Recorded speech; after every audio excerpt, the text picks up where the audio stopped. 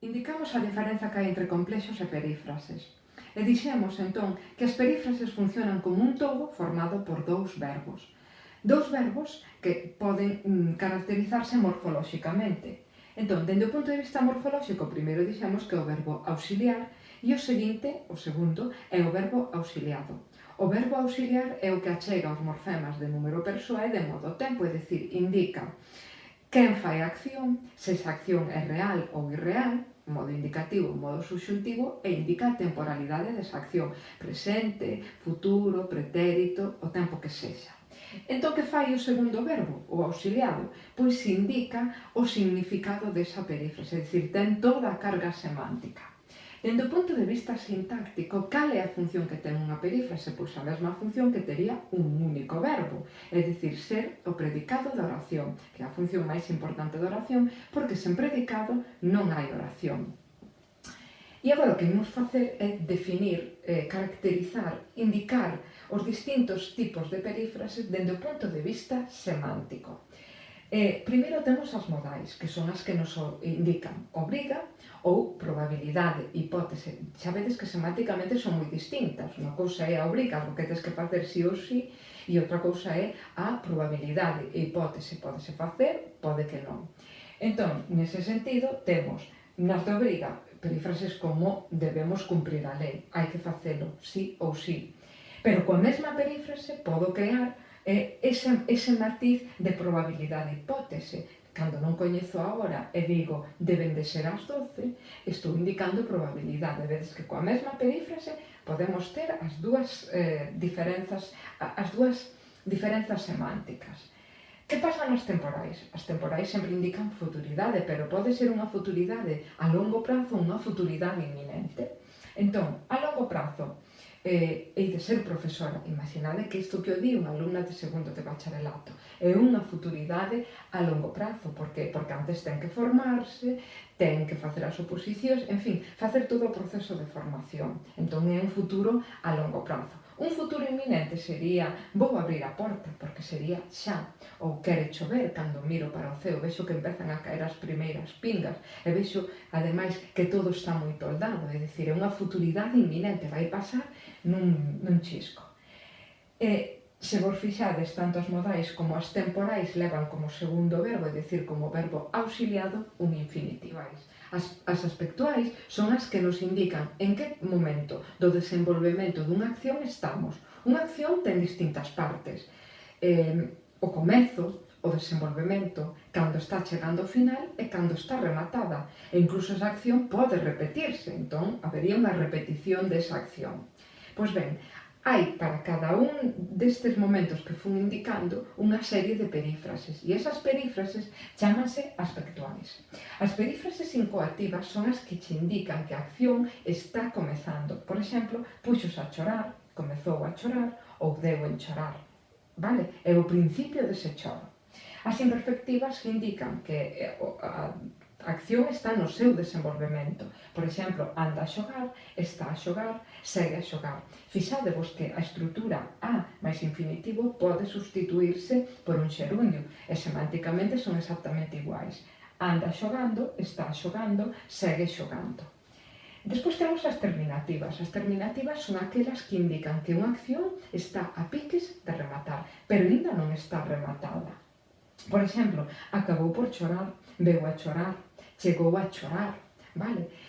Sería unha acción rematada se xa acabou de chorar. Pero se acabou por chorar, se tens que visualizar ese momento no que alguén acaba por chorar, o que visualizas é cando está chorando ainda non acabou de chorar, vale? Entón, sería unha terminativa de todo un proceso moi longo. Por exemplo, imaginadevos que para que chore esa persona antes tivemos que presionala, chantaxeala, ameazala, e entón acaba por chorar, vale? Unha vez que acabe de chorar, ese é o proceso rematado, pero no momento no que se bota a chorar de todo ese proceso longo, eso sería, digamos, o final. acabou por chorar, despois de tanta presión, vale? Iso sería o final, pero ainda non é acción rematada. Sería acción rematada cando xa para de chorar e aquí acabouse todo.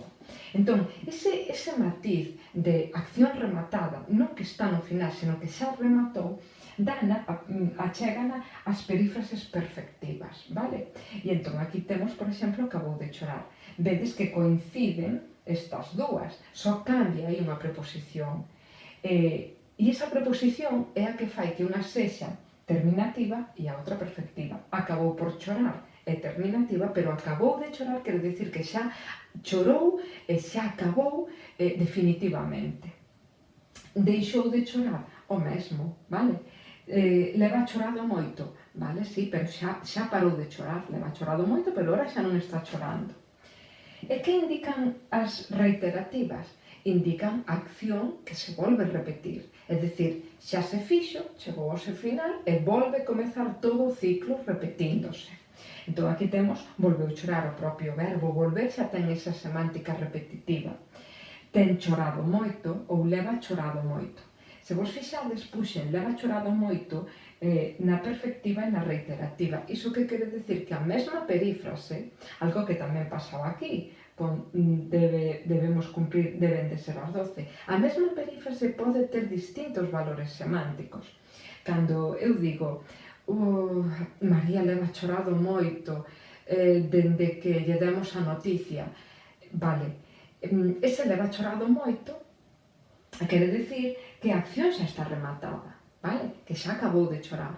Pero cando eu digo, por exemplo, a miña veciña leva chorado moito toda a vida, esa acción de chorar vedes que se foi repetindo nos distintos momentos nos que ela tiña un problema e necesitaba chorar. Entón é distinto.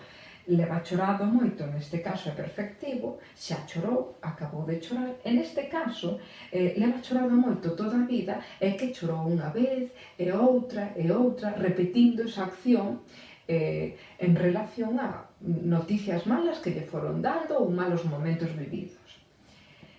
Ben, estas son as aspectuais, e por último temos a perífrase pasiva. Independentemente de que apoyemos que exista a voz pasiva en galego ou non exista, si existe a perífrase pasiva. E a perífrase pasiva está formada por ser máis participio. Estas perífrases, as pasivas, van nun tipo de estrutura sintáctica moi característica, onde aparece un suxeito paciente porque non é realmente o que realiza a acción, xa que o que realiza a acción é o complemento axente que vai introducido pola preposición por. Por exemplo, as leiras foron sementadas polo agricultor. Esta sería unha perífrase pasiva, ser máis participio. As leiras sería o suxeito pero paciente, porque as leiras non se sementan soas. Quen sementa o agricultor? Entón este sería o verdadeiro suxeito cando paso toda esta estrutura activa. Pero na pasiva sería o complemento axente. Xo di nome, é o axente, o verdadeiro suxeito desa acción, que queda expresado como tal, como verdadeiro suxeito, verdadeiro axente desa acción cando pasamos á activa, porque na activa quedaría o agricultor sementa as leiras. Estas son, polo tanto, as perífrases que temos en galego. É un complexo cando significa ser capaz de. Ser capaz de, fixadevos, outra pista, vale? Entón, se eu digo que pode ser actor porque pode ser capaz de selo, é un complexo. Pero se eu digo con esa entoación, con ese valor semántico de probabilidade, pode ser actor, pode que sexa ou pode que non sexa. Entón, nese caso, é unha perífrase. Ben, aquí estades vendo un esquemiña coas perífrases temporais e coas modais. Nas temporais temos as de futuridade ou inminencia, como xa dixemos, e nas modais as de obriga ou probabilidade. E agora estades vendo un esquema coas perífrases aspectuais. Temos, primeiro, as incoativas, que serían as que indican o inicio da acción, as imperfectivas, desenvolvemento da acción, as terminativas, que sería o final da acción, perfectivas cando xa rematou esa acción e, por último, reiterativas se se volve repetir a acción.